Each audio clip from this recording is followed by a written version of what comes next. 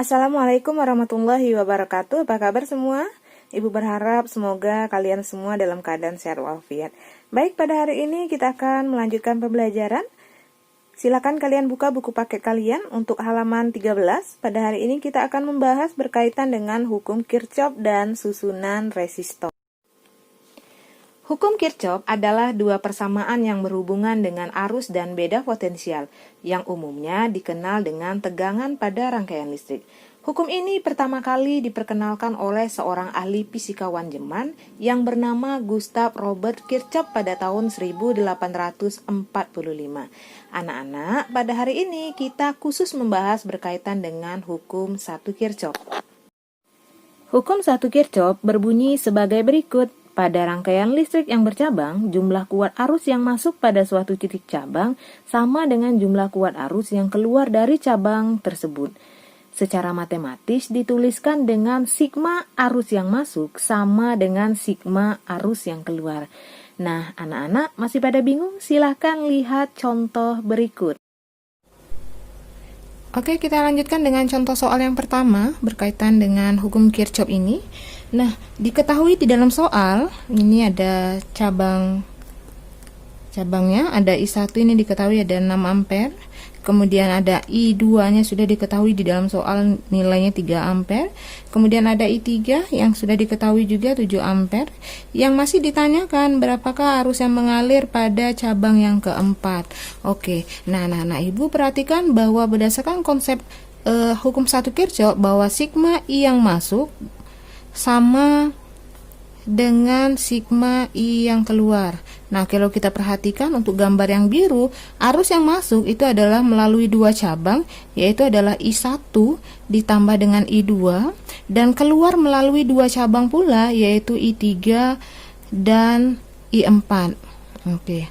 Nah, kalau kita perhatikan, I1 sudah diketahui ada 6 ampere, kemudian I2-nya 3 ampere, kemudian keluar melalui dua cabang lagi I3 dan I4, di mana I3-nya juga sudah diketahui ada 7 ampere, sedangkan I4-nya kebetulan masih ditanyakan. Kalau kita perhatikan, berarti kita tulis seperti ini I4-nya masih ditanyakan, berarti I4 besarnya adalah 9 dikurang dengan 7 ampere, berarti nilai I4 adalah 2 ampere.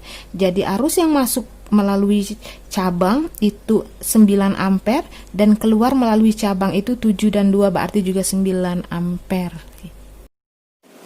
Oke, semuanya perhatikan ke halaman 36. Kita selesaikan soal untuk soal nomor 6, masih berkaitan dengan hukum 1 Kirchhoff.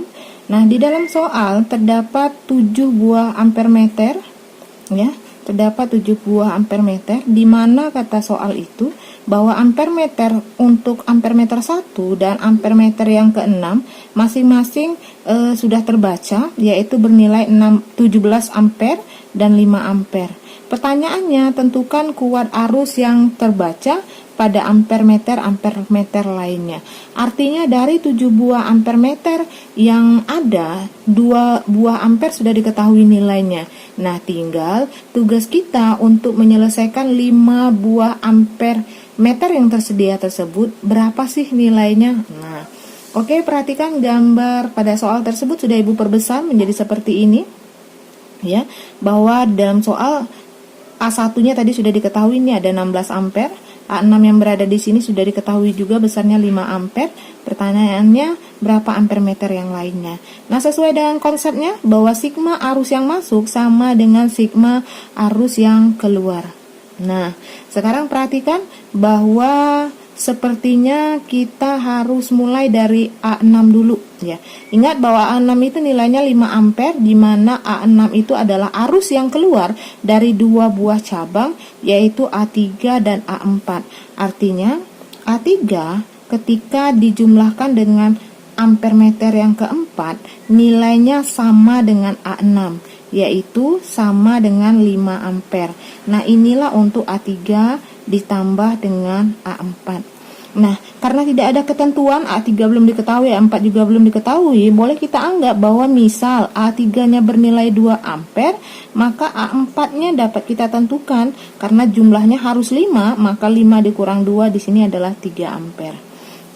Selanjutnya,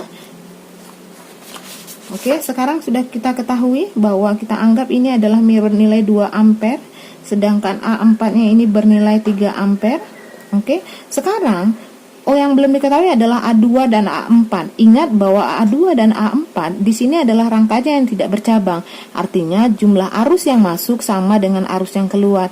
Artinya nilai A2 ini pasti sama dengan A5. Ya, jadi sekarang tugas kita untuk mencari A2-nya. Nah, sekarang kita lihat dari awal. Ketiga cabang ini berasal dari ampere meter yang pertama. Artinya kembali ke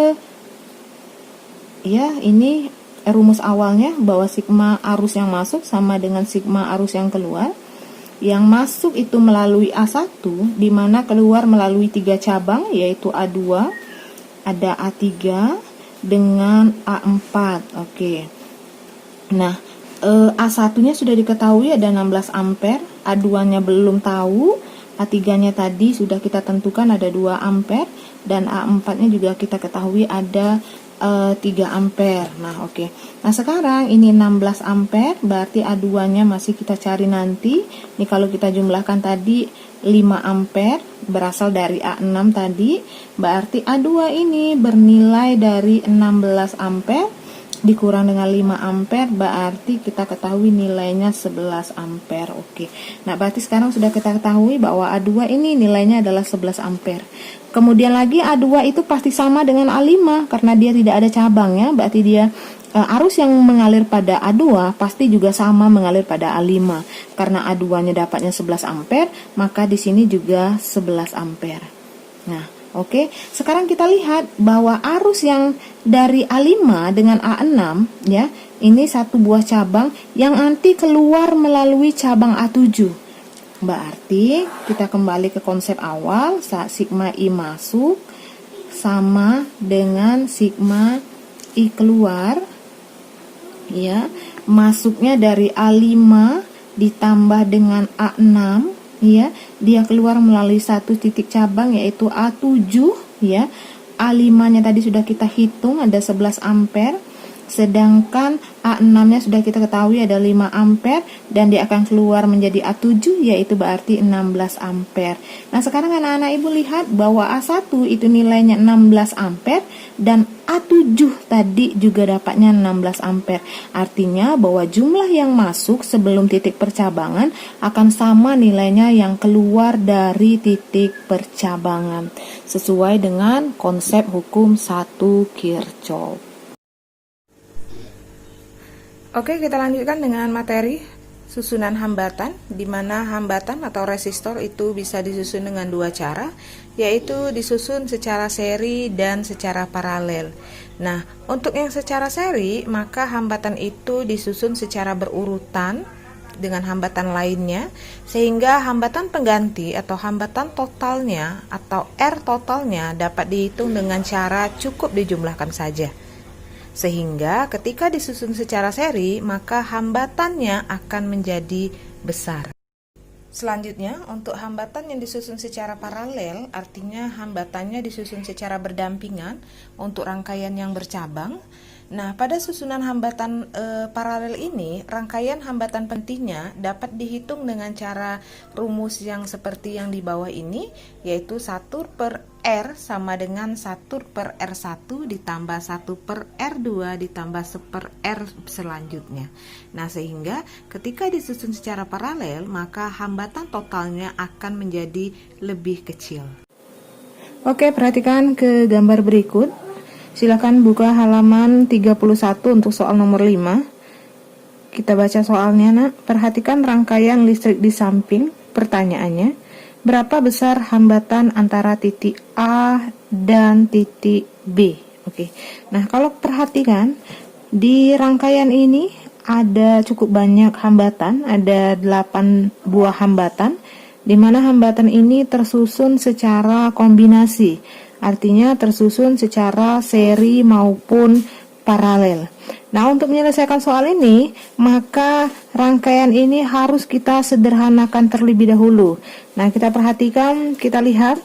Untuk yang di atas, 2 ohm dengan yang 2 ohm di atas ini dapat kita gabung menjadi satu karena dia satu rangkaian, artinya dia tersusun secara seri, maka tinggal kita jumlah saja, artinya menjadi 4 ohm. Kemudian 2 ohm yang di sini kemudian langsung berhubung dengan 2 ohm yang di sini, berarti ini juga tersusun secara seri. Berarti 2 buah hambatan ini kita gabung menjadi satu, tinggal kita jumlahkan saja menjadi 4 ohm. Sehingga gambar untuk rangkaian itu sekarang menjadi lebih sederhana, menjadi seperti ini. Nah, anak-anak semuanya keperhatikan ke gambar berikut. Sekarang hambatannya yang awalnya tadi 8, sekarang tinggal 6 buah hambatan. Karena 4 ohm tadi berasal dari 2 ohm, 2 ohm yang tadi yang kita sederhanakan. Ini juga demikian. Nah, sekarang untuk hambatan ini yang kita selesaikan dulu yang ini dulu. Nah, di mana kedua hambatan ini tersusun secara paralel, kemudian yang ini juga kita susun secara paralel. Kita cari hambatan penggantinya. Ya. Kita lihat 1 per R untuk paralel yang pertama di atas ini sama dengan 1 per 4 ditambah dengan 1 per 4. Kita samakan penyebutnya, kebetulan sudah sama, menjadi 4. Di atasnya ini 2, ini masih 1 per R.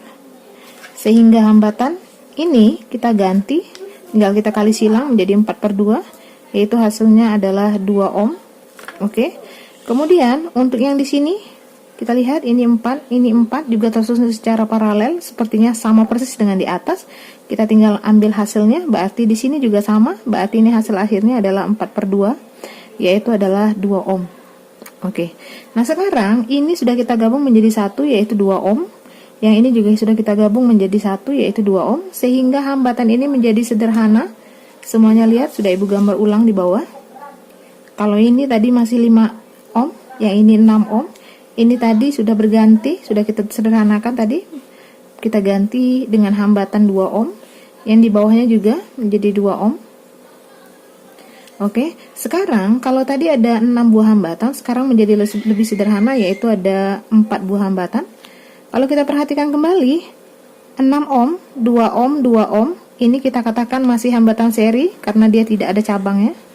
Oke, yang Ibu lingkarin ini tinggal kita gabung menjadi satu buah hambatan untuk seri, berarti tinggal kita jumlah 6 ohm ditambah 2 ohm ditambah lagi dengan 2 ohm, berarti ini adalah 10 ohm. Oke, nah sekarang sudah kita gabung, ini kita pindahkan ke sini, ini 10 ohm, ini tadi 5 ohm.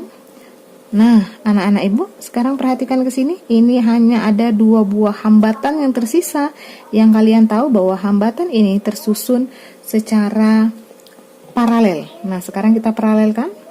Untuk hasil paralel yang terakhir adalah 1 per 5 ohm ditambah dengan 1 per 10 ohm.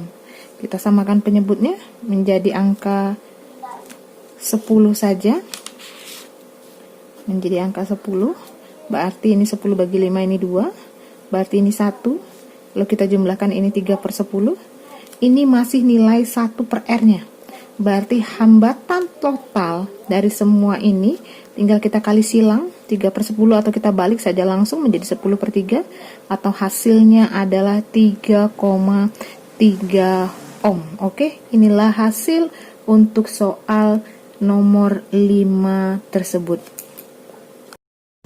Oke, sekian pertemuan kita pada hari ini. Semoga bermanfaat dan bisa dipahami. Wassalamualaikum warahmatullahi wabarakatuh.